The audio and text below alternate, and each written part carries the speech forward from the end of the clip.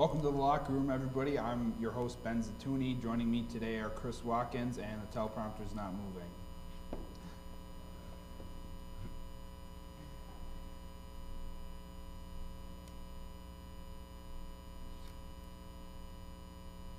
Let's just start over.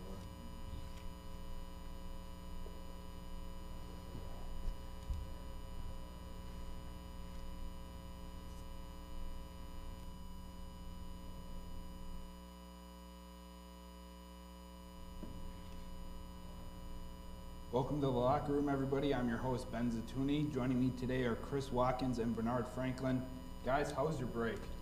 Man, so much fun. Like, the week went by so quick. Yeah, but it did. It was a whole lot of fun. Well needed rest. What about you, Bernard? Yeah, my break was very well. Spent it with Chris majority of the time. We went down to Mississippi.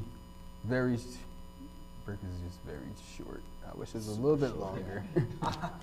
Mine was good. It went by too fast, and I'm almost ready for another vacation. Tell me about that. This last 6 weeks. Yeah, man.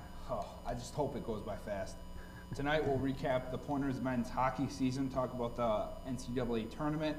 We'll have what's bothering you, and we'll also have our MLB season preview. Starting off tonight, the UWS women's hockey team saw their season come to an end in the NCAA quarterfinal run by a score of 6-3. A 6-3 loss to Adrian. Scoring for the Pointers was Tanner Carty, Logan Fredericks, and Kyle Sharkey. The Pointers finished their season with a record of 21-5-3, and they finished ranked 5th in the country. Guys, what was your reaction to how this game played out? I'll start. The game itself was a very good game by the Pointers. Me and Chris were there. They played kind of sloppy for a good portion of the game, and don't let the score disappoint you. It was actually a lot closer if it wasn't an injury to I believe Milošik. Yeah, it was a leg injury, and they basically attacked his left side, which he couldn't get over. And who knows, if it wasn't for those two really cheap goals, you can say, they could have been in the national championship. Yeah, I agree. I think Milošik's injury, he was playing phenomenal. I mean, that was a gutsy performance that he had going into that third period when he got the injury. But even before that, I didn't think they played their best game at any point. I thought they were, like Bernard said, they were sloppy. They never really got into a rhythm offensively, even though they tied the game eventually at 3-3 after being down 3-1 in that second period. But I felt Adrian was the aggressor. They were the more sound team the entire way through, just about. And the Pointers never matched that at a consistent level for the entire 60 minutes. Yeah, I watched the game online, and I'll just agree with what you guys said. They never really seemed to find their rhythm. They got down, and then once they tied it, once they scored that third goal to tie it with about like 20 seconds left in the second, I was like, okay, they might have something here. But third period started, and it seemed like Adrian scored right away like that, and then Milošik got hurt, and when that happened, everything kind of snowballed and unraveled. Yep, and Ben, I know on TV, I don't know if you can really see it, but I know me and Chris did. The size difference there. Oh, yeah. This wasn't like Adrian's a big team. They have a couple players that are over 6'2". Yeah, and it's not like how Eau Claire was, how like they're big but they're kind of slow. No, these guys are flying down the ice. They were literally matching the Pointers with speed and their size. Definitely, they were getting hits on these guys. It was at a certain point, you'd be surprised that he actually stayed into that game. And their goalie was phenomenal as well. He did. He had a couple really nice saves. I know there was one save that he had, I think, in the second period at the Pointer student section part of the ice, where he kind of knocked the puck out of the air with his stick. That was a really nice save. That was a good one. What grade would you give him for this season? I still gotta give him A. I mean, think about this. Out of the past, 4 years, this senior class, and I'm trying not to spoil anything because I do have some more to say about this topic, but this senior class, this was, if you could call it the quote-unquote worst outcome, and you have 2 national runner-up accolades, then you have the national title, then you have being right at the verge of the Frozen Four. So overall, though, phenomenal season. A season, not their A game in their finale, but overall in the season, defending national champions. I'd definitely give them an A. Yeah, I'll give them an A as well. I mean, as I said, their season came to an end in part of an injury, you know? Yeah. say they changed goalies, and who knows what the outcome would have been for these guys. And no matter what, you look at it, they went on a tear. I believe it was, 6, 7 games in a row before they had this loss. And then if you look at their whole season, they've been really consistent with the wins. I mean, over 20 wins for the season, defending national champs, as Chris said. And they got kicked out by this team by Adrian, which seems to go to the Frozen Four almost every year as well. So you can't really say that this was a bad season by them.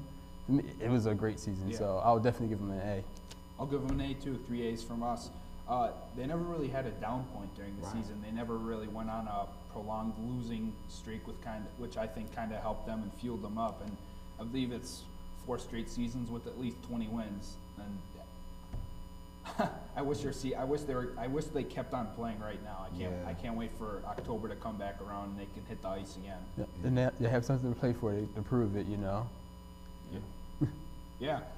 Moving on to college basketball now, the Final Four in Phoenix is set. South Carolina will face Gonzaga, and Oregon will face North Carolina. The Wisconsin Badgers saw their tournament run come to an end in an 84-83 overtime loss to Florida in the Sweet 16. Badger senior Zach Showalter sent the game to overtime after hitting a three-pointer off one leg with 2.1 seconds left in the second half. Nigel Hayes finished his final game as a Badger with 21 points. Bronson Koenig finished his last game with 13 points, while Showalter finished with 14. Guys, would you consider this Badger season a success? Bernard, we'll start with you. Yeah, I'll give it a success. I do want to say it's a failure for one person, and that is Nigel Hayes. Why? He plans on going pro, and this, even during the tournament, it proved that he cannot shoot free throws for anything. He's not like Shaq. He's not a changer of the game, how even if he misses free throws, guess what? He can still get his points like that. And he's just been up and down all season. I mean, some games he's there scoring 20, then the next game he's scoring, 3? Yeah. It's just been so inconsistent for him. But as a team, yeah, Wisconsin was not predicted to really go as far as they did in the tournament, and they did. So you got to give that a success. Chris, what about you? I know you being the outsider, not really being a Badger fan, you were hard on them at times during the season, which they deserved. What would you consider their season a success? Believe it or not, I actually will. And like Bernard was saying, it's funny. Out of Nigel Hayes' free throw woes, he made the one that he probably should have missed. Yeah. Ironically enough. Yeah. But overall, this team, when you think about Purdue and Maryland and the reputation that Michigan State has, in Michigan with their tournament run, Wisconsin is kind of an afterthought. And being so irrationally seeded as an 8 and then taking out the #1 overall team in Villanova, defending national champions, I mean, that's a very successful run, I would say. I mean, nobody saw them getting past Villanova. I know I certainly didn't have. I didn't, and I'm the biggest Badger fan here. Right, and yeah, I mean, despite the woes during the regular season, not being able to shoot over 40% consistently for like a month, I had to say they turned it around pretty well in the tournament and came this close to being in the Elite Eight and possibly the Final Four. Yeah, I'd say it was a success too. They overcame a lot. They kind of hit that rough patch right after the New Year started, where I believe they weren't even ranked in the country. They were at least ranked 25th, and they overcame a lot. And yeah, Nigel Hayes obviously didn't play his best at times, but that basket he had against Villanova will definitely leave him in Wisconsin lore, among the fans. Another question for you guys. I don't know. I'm sure you guys have watched a lot of the tournament action. What's been the most exciting game that you've watched? To me, right now, is watching any team that Oregon plays and any team that South Carolina plays right now. South Carolina, in their previous tournament appearances, all combined 4 wins, and now they have 4 wins just in this tournament alone.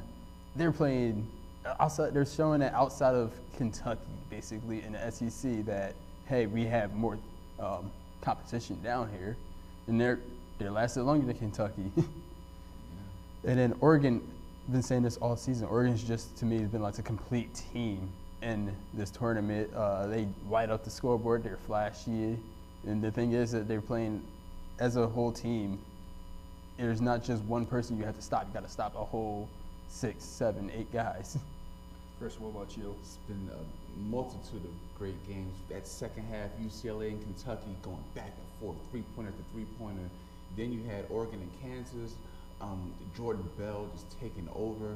I would say the best game, though, UNC and Kentucky in the Elite Eight, as well as Wisconsin and Florida in the Sweet 16. That was an amazing game with crazy shots as well. Yeah, they're giving us a signal to wrap it up. So real quick, Wisconsin-Villanova was a good game. South Carolina blowing out Baylor. I know you enjoyed that, Chris. UNC and Kentucky was a pretty good game, too. Now, to add something new to the show, I've got 5 yes or no questions for you guys. First one, will Gonzaga win the tournament? Chris, we'll start with you. No. And that's not because they're not a good team. I expect them to make the championship. I just think North Carolina will overtake them. Bernard, what about you? Yeah, I'll go no as well. Same thing as Chris. North Carolina, I feel. Actually, let me say, I think South Carolina's going to grind them down. This is they're playing a style that they don't normally play, but they'll beat South Carolina. And then when they play UNC, this is like the revenge tour for them. You know. I'm going to go yes. I actually think they will win. I think Mark Few has this team on a run, and it's finally going to be Gonzaga's time to shine. Next question for you guys. Should there be co-NBA MVPs? Yes. Yeah. Oh, Chris, you sorry to interrupt, but yes, there better be co-MVPs. These guys doing triple doubles and just elevating their teams almost single-handedly. You can't rob one or the other between Westbrook and Harden. Bernard? I'm honestly going to say no for this. Yeah, they can have all those triple doubles this season, but number 1 seed in the East right there, Isaiah Thomas, is literally driving this team to that number 1 spot, you know? And he's averaging almost 30 points a game. Yes, Westbrook and Harden are doing that, but that's been more consistently over the past few years. So it should be no surprise. But then again, Mike D'Antoni putting James Harden as a point guard in his system. Nobody expected Houston to come from not making the playoffs to a top 3 team in the West. And James Harden's actually passing the ball this year. Right, upwards of 11 assists per game. Yeah. I don't know. I'll just gotta go for the little man. I mean, he's been doing his best. He's driving that team. I mean, Houston over the past few years, it's just been that lack of point guard that hasn't getting them to that point. And you know, James Harden, yes, he adjusted well over there. And then with Westbrook, he's been doing this for the past few years, basically. You know, he always it's just been the consistency that happens now of him doing it, because he's been a triple double for us over the past few years. Yeah, and losing KD is certainly elevate more opportunities for that. Next question. Will Malcolm Brogdon win NBA Rookie of the Year? Bernard, will start with you. No, Dario Saric for the Sixers. When Embiid went down, he stepped up, and he's been playing lights out, averaging. He went from averaging around 12 points a game to, once Embiid went down with the injury and out for the year, he went up to points of almost 20 points a game, while also passing the ball, getting around 10 rebounds a game as well. Chris? Believe it or not, I'm really pro Wisconsin today. I'm going to say Malcolm Brogdon should win it only because now Joel Embiid had played a handful more games. Obviously, the Rookie of the Year is going to him. But Brogdon's been pretty consistent from November when he was dunking on LeBron and whoever else on the Cavs decided to challenge him in the paint to now hitting the game-winning shot against Boston just a couple nights ago. I think the kid deserves it, especially being a second-round pick. Yeah. I don't think many people saw that coming. I bet you a lot of teams are beating themselves up for passing him. Oh, And yeah. Like you said, he pretty much led the comeback against the Celtics the other night. Will someone other last question for you? Will someone other than the Cubs win the World Series this year? Chris? Yes. And I'll save the spoilers for later. Bernard, what about you? Don't spoil, but yes or no? Yes. Okay. Last question. Would you be fine with your NFL team drafting Joe Mixon? No. You know, it just wouldn't happen for the Yeah. Panthers, so I'd have to say no as well. Oh man, I know, and that's all I'm gonna say before I get a little too fired up about this. But I just have this feeling that Ted Thompson's gonna take him in the second or third round if he's there, and I don't want that to happen. So, okay, now moving on for what's bothering you. I know each of us have a couple things that are bothering us, so let's get started. Chris, you're up first. Welcome back from spring break, guys. It's probably the nicest thing I like to say for the next minute or so. So me and Bernard and millions, well not millions, but let's say hundreds of other Pointer fans were at the game between Adrian and Stevens Point hockey playoffs, the game before the Frozen Four, a home loss for the Pointers 6-3. The worst part about it wasn't the loss. I mean, they played admirably. Adrian was just a better team, like we said earlier. But for a senior class to go runner-up, national champion, and then one step away from their 4th consecutive Frozen Four, and for fans, and I will use those air quotes again, to leave early was despicable, it was disrespectful, and it was a disgrace to the school. So you tell me this, fans, and I'll keep it pretty short.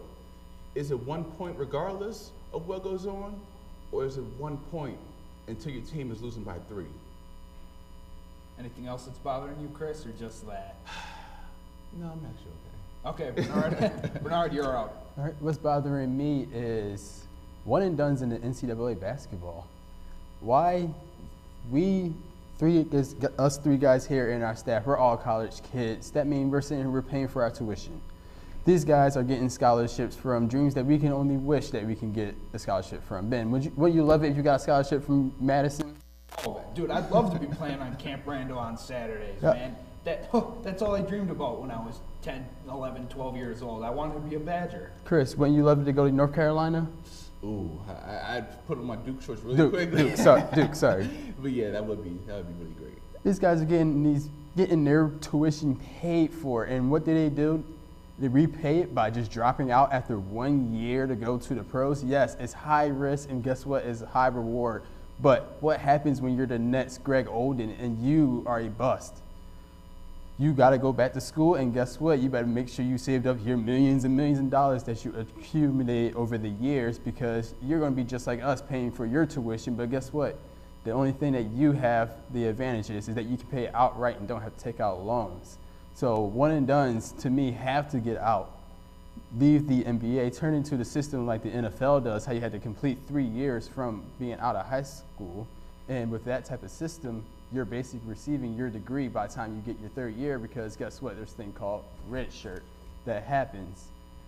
One and dones in the NCAA is really what's been bothering me. What's bothering me, you guys know just as well as I, and I'm sure everybody else, the NFL owners meeting was this week in Phoenix, and they approved a vote that allowed the Raiders to move from Oakland to Vegas. So, little history for you guys. Started off in Oakland, then they moved to LA, then they moved back to Oakland, been there for the past 22 years. Now they're moving to Las Vegas. You guys know why? I sure as heck don't. Mark Davis, just like his dad Al, all about the money. All about the money and turning a profit. And yes, that's what the NFL is, making money, understandably so. But they couldn't have. The Warriors are getting a new Bayfront Stadium, just a couple blocks from the Giants Stadium. The A's are in the works of getting their own stadium downtown, down by the Bay too. Raiders, they've been a pretty successful Bay Area franchise, and they're on the up and up. So I'm what's bothering me is why they're moving. I really can't figure that out. That's what's bothering me. Las Vegas Raiders. That sounds weird. Just almost as worse as what the Las Vegas Green Knights. Yeah, the Golden Knights, NHL Golden Knights. Well, guys, after a commercial break, we'll be back with your MLB season preview.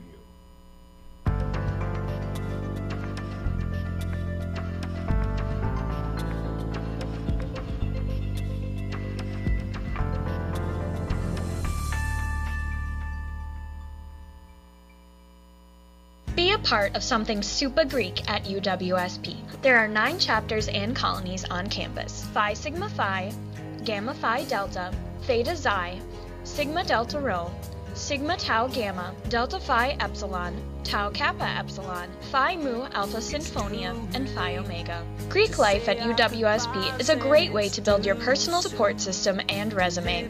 With Greek life at UWSP, you won't just be a member, but a happy friend to the chapters and colonies for life.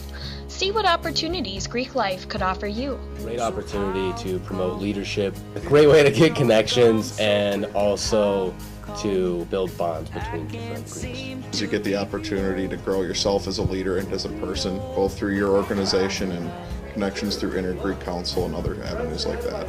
Greek life isn't what you see in the movies. I recommend checking out one of the recruitment events for the organizations and just seeing maybe you belong there. How can you get involved with student media at UWSP?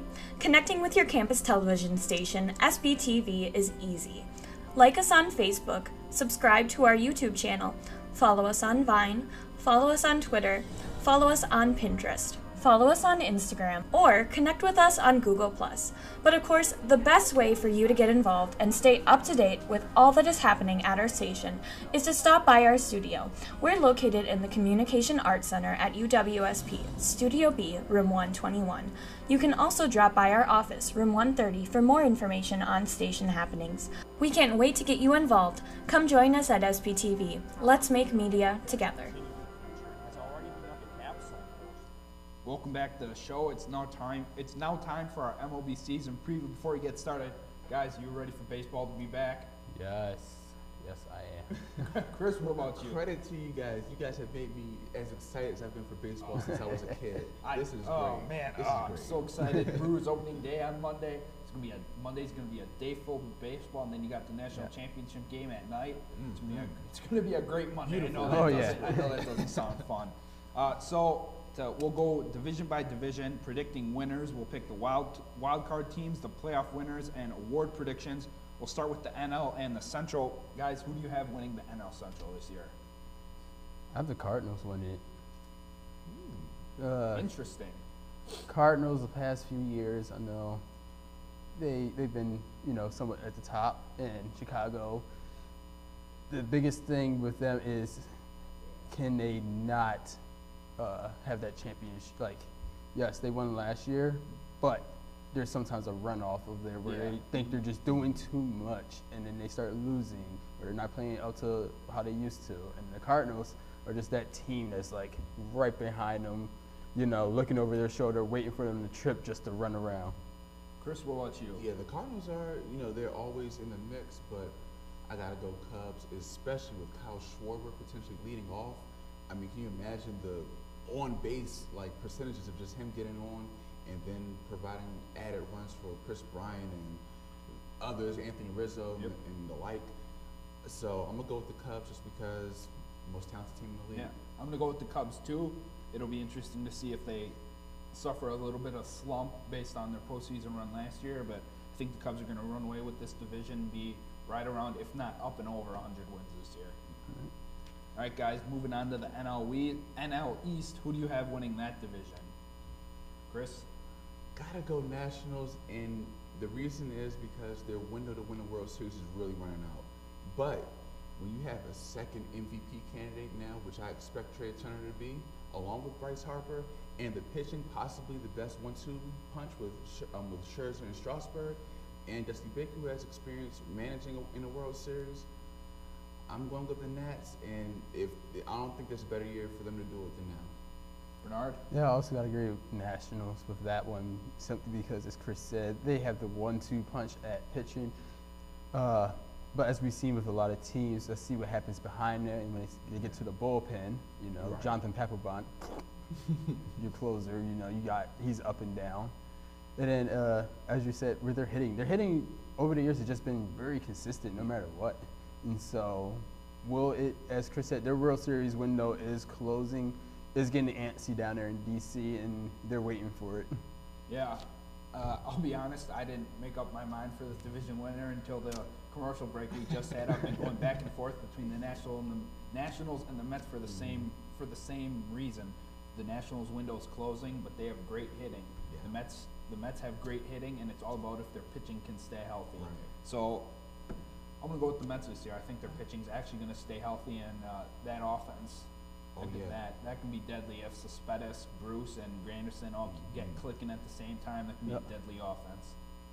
I agree. Now, wrapping up the NL, who do you guys think will win the West? Chris? Dodgers. Yeah, Dodgers, easily. What can we say about Dave Roberts? 2016 National League Manager of the Year. This guy is a gamer.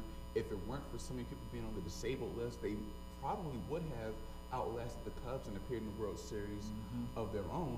And who knows what happens from there. So I think we see an encore, the best pitcher in the game, Clayton Kershaw, no doubt. And, of course, enough offense to sustain his dominant pitching. Dodgers. Yep, I was going to say Dodgers as well, as you heard me say. Dodgers. was it Dave Roberts.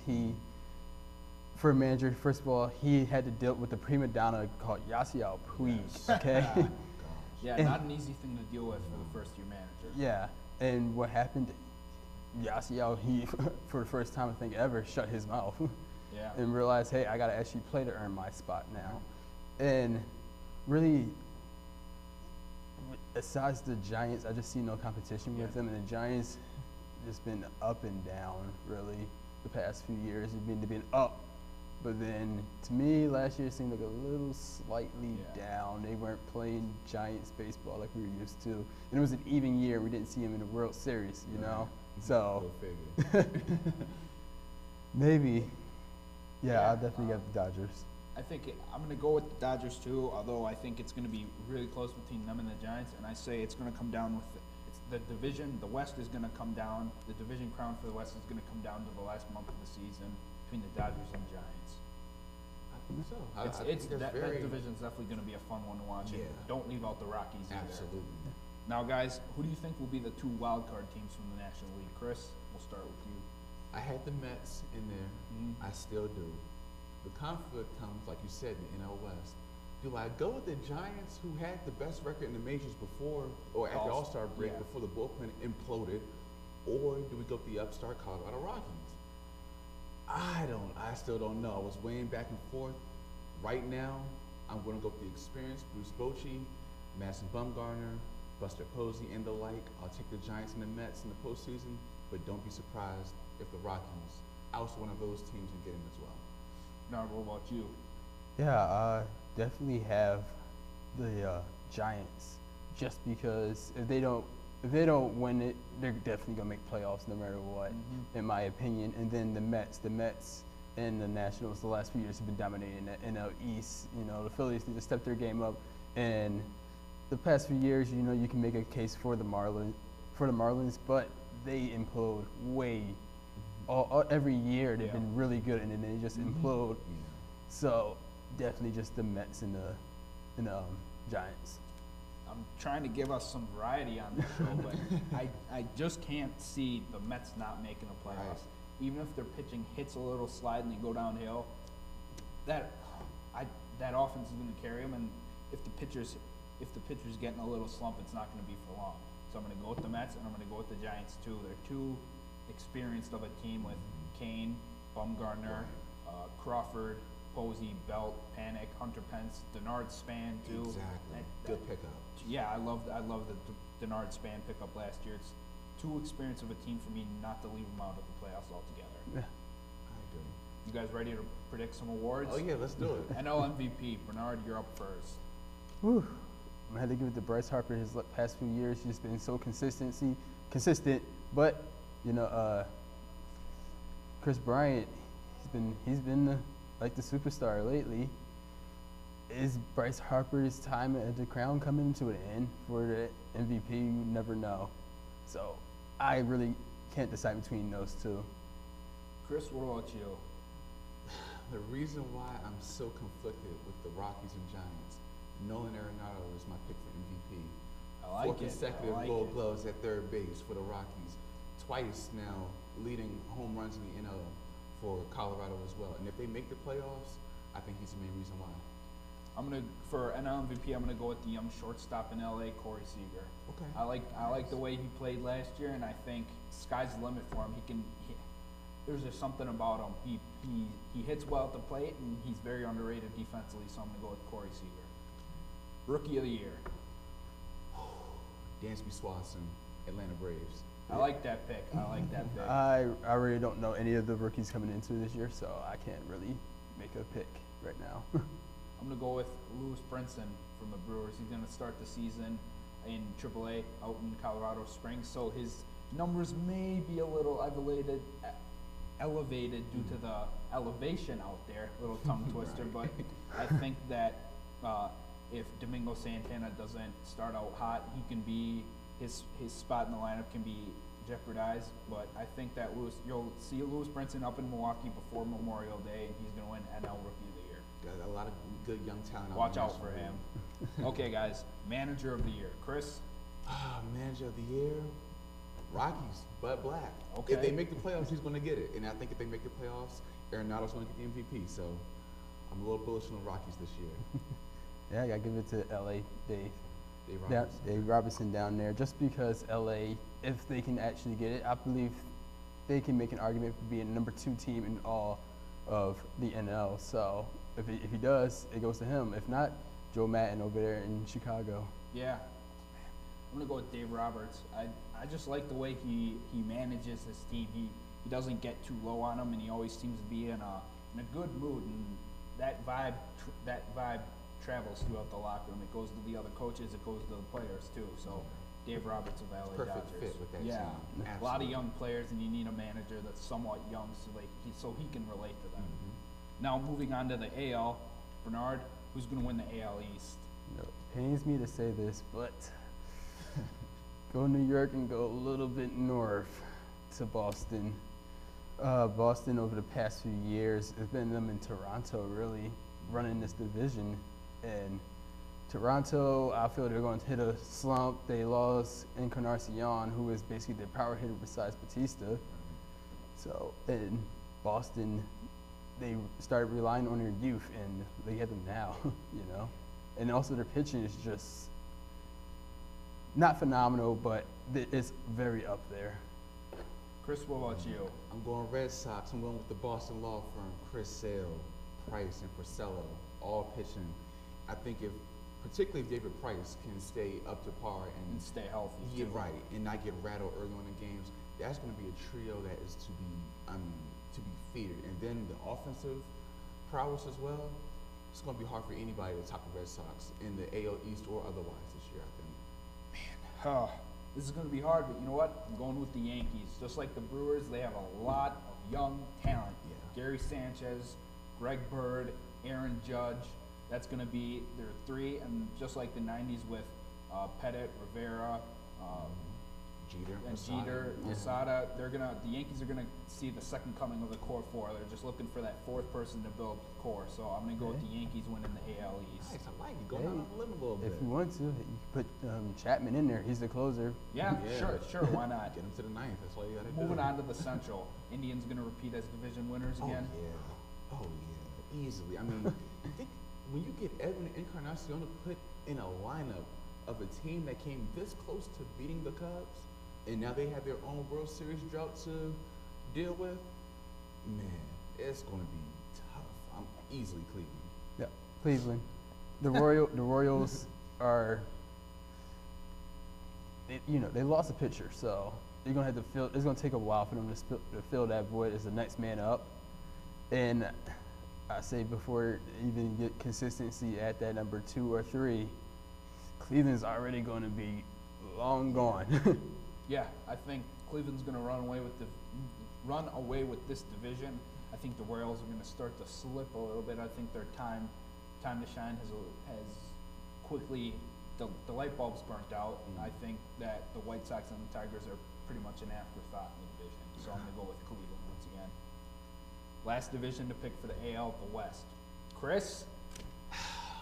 Ooh, I wanted to, Ben. No, I really wanted to, but I could not overlook the Astros. When I think Dallas Keuchel will regain his form from 2015, and then Altuve and Correa in the middle, it's like to go against Carlos Beltran's back to provide the championship experience, which may be the ultimate factor in them going over the top in the West. I love my M's. Gotta go with the Astros though. See, I was honestly just conflicted between 3 teams. The Astros, Mariners, Angels. That NL West is equivalent to me what they basically used to call the NFC East. You never know which one. It can be one game that completely ruins a team, one injury, something, and then those 3 teams right there, they're all at the top, no matter what. But I will give it to the M's. After his first year dismal with the M's, Robinson Cano have turned it on. Yes, He's yes. actually hitting his stride out there in Seattle, almost achieving those numbers he received with the Yankees. And when he's up at that, he's the scariest, to me, scariest second baseman in all of the league, offense and defense. Chris, I'm going with your Mariners. Thank you. I like the way Scott Servais manages a team. They have Zunino back behind the plate. He really didn't live up to expectations when he was first drafted, but he's slowly getting better offensive. He's getting better offensively. Corey's older brother Kyle at third base. I like that fit. You have Nelson Cruz at DH, who he's good for 2 home runs at two.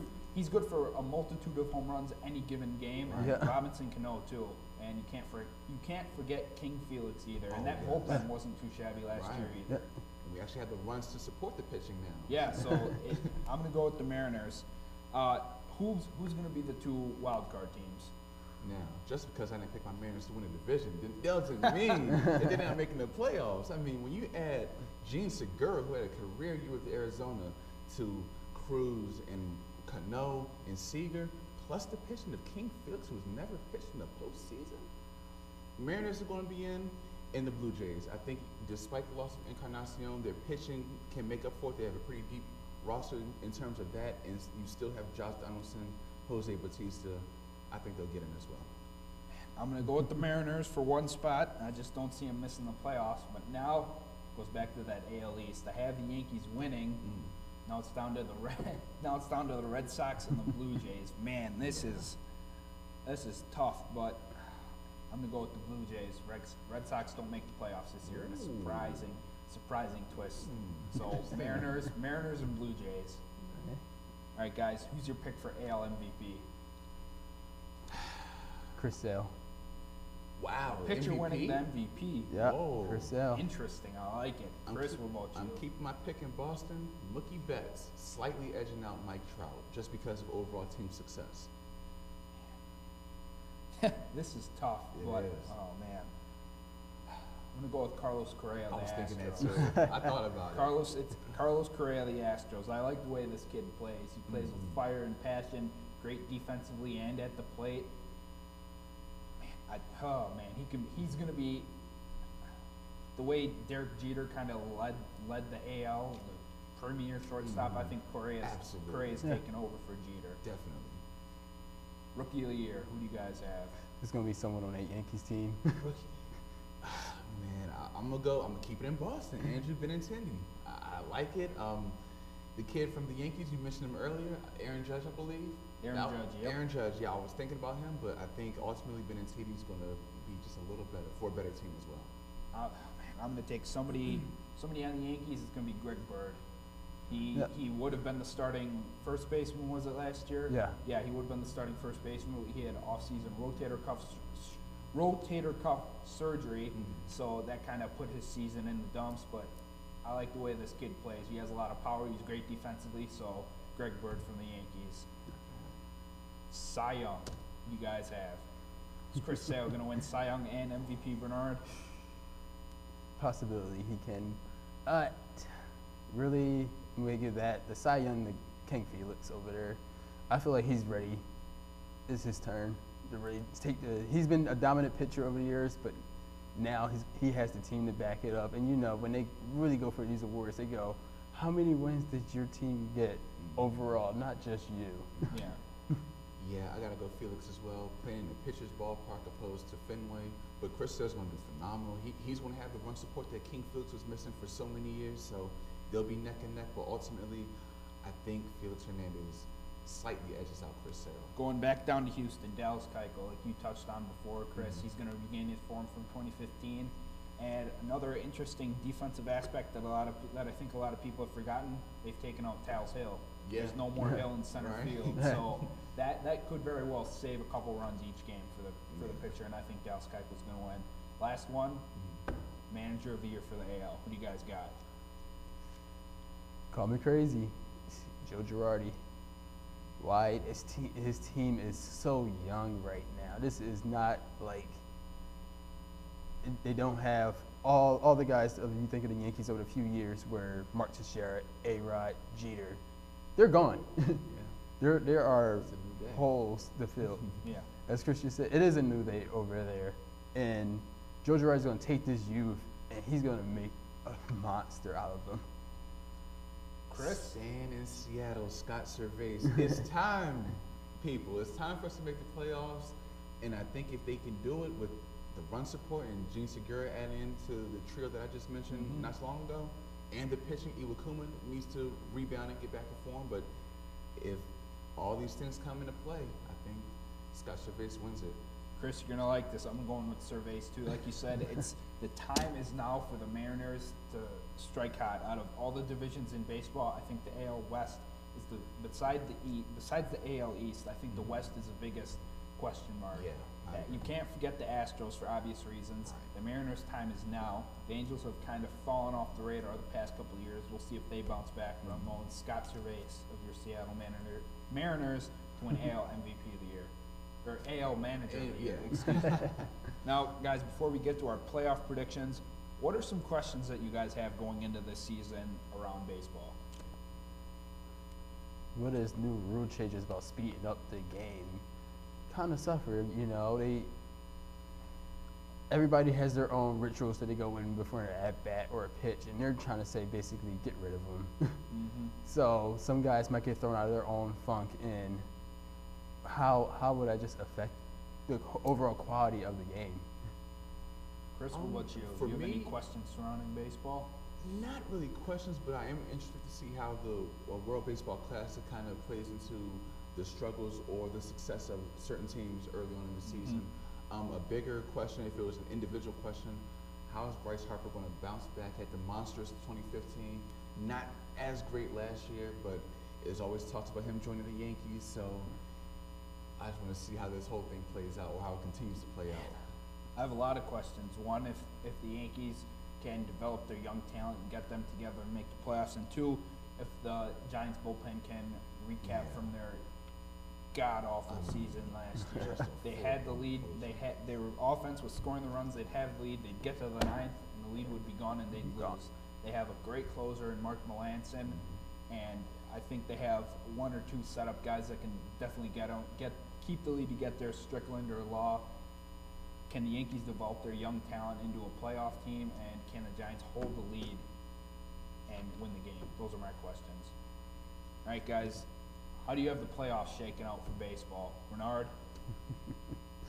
So, as I said earlier, there will be a new World Series champion this year. It will not be the Chicago Cubs. Why? That thing's going to baseball title town, Boston. Overall, Ooh, I like it. as I said before, Chris Sale, you cannot say he hasn't been one of the more dominant pitchers over the past few years. What was it, last year, 13 straight wins, something like that? ERA way under. He's just, at him, and I can say he's going to be, even though he's a little bit older, he's going to be like a mentor for David Price, because David Price just cannot finish a game. And he gets rattled way too quickly, and he becomes way too predictable no matter what. Everybody knows once he gets rattled, guess what? It's going to be about 4 fastballs in a row, no matter what. So and then just that defense behind him, and then the batting, Boston. Over who? In the World Series, might be somehow, some way, I'll say a Game 7 over Chicago. Interesting. I like it. Chris, what about you? National League, Cubs won't make it. Dodgers will beat them. Nationals beat the Dodgers, make it to the series, where they lose in To 6 the- games to the Cleveland Indians. I like it. Boston and Cleveland ALCS rematch. No David Ortiz this time. No World Series for Boston again. And I think the Indians this time right their wrongs of Game 7 last year and take it home. I think my pick's going to surprise a lot of people. Cubs aren't going to win. Red Sox aren't going to win. Yankees aren't going to win.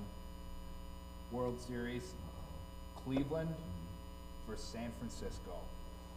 That can like be that. That would be good. both the pitchers that both teams had. That can be a pitcher dominant World Series, and both of them have great offenses. I'm gonna go with the Giants. Giants are gonna bring it home. I think their bullpen's gonna be well improved from last year. It's not very often that you see players carry over slumps from last season. They have to put everything that happened last year behind them. Joe Panic was hurt last year. He's gonna be healthy and come back. Him and Crawford are gonna be one of the best double play duos in baseball. So Giants over the Indians for the World Series. Nice. Right. I know. I hope this shakes out because I look like the smartest man.